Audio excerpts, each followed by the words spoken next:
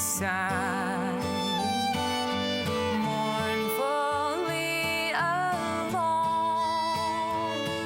or when the autumn leaves are falling, sadly breathe this song.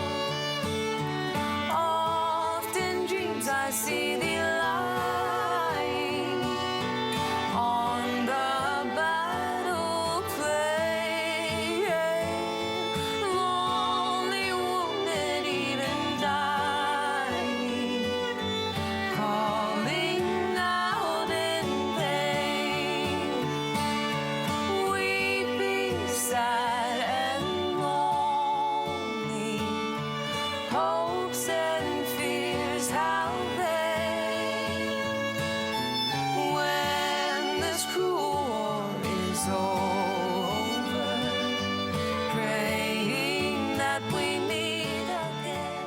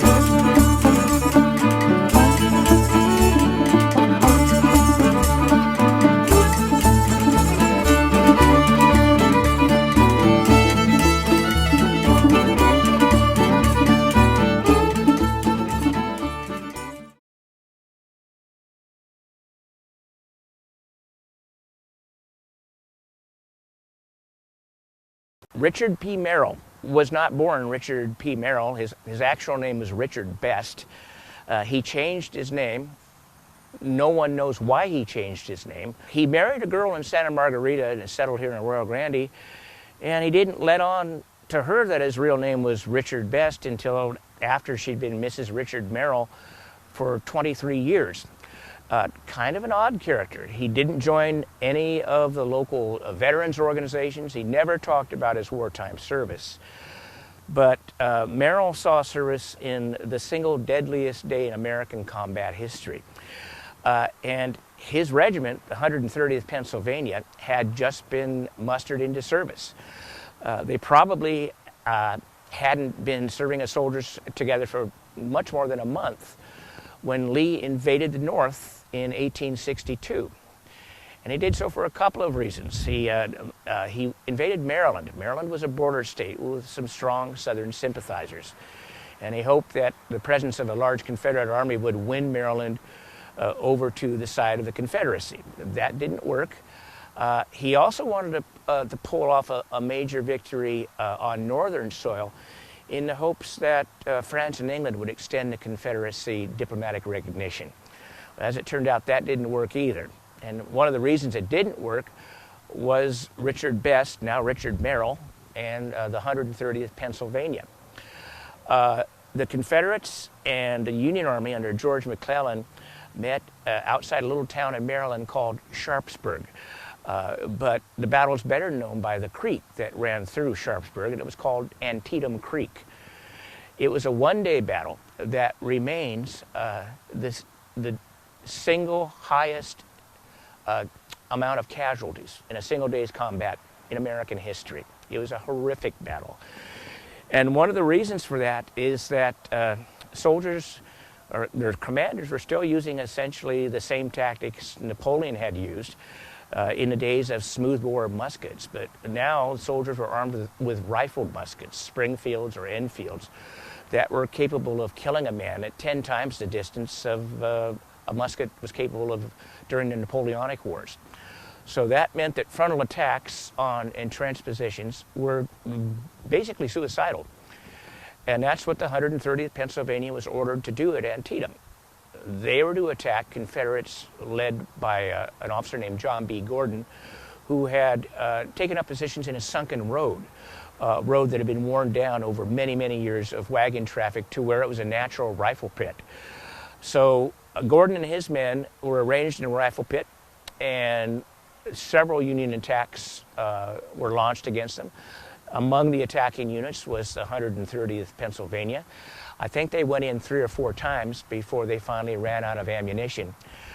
One of Merrill's regiment mates, a young 15-year-old man, went through his entire complement of 80 bullets that day. He had to ransack the cartridge boxes of dead soldiers to get more ammunition.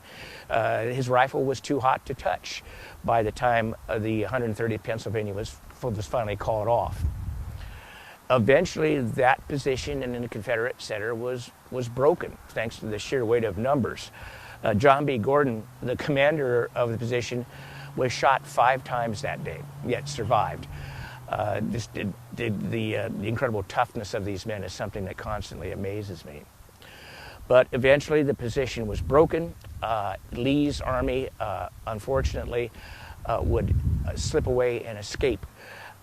And Lincoln was absolutely furious with the Union general in command, George B. McClellan, and would relieve him of duty because he had the chance to destroy Lee's army. And McClellan was kind of a timid fellow, didn't do it. Well, Richard Merrill and his regiment would be charged with the ugly task of burying the Confederate dead in that sunken road that Gordon had commanded. And they were stacked 3 and 4 and 5 deep. That's how high the casualties were. So he ended his time at Antietam on a burial detail.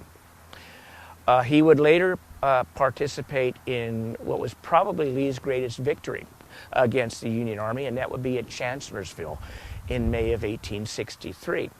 But like many soldiers, Richard Merrill became ill. It sounded as if it were dysentery.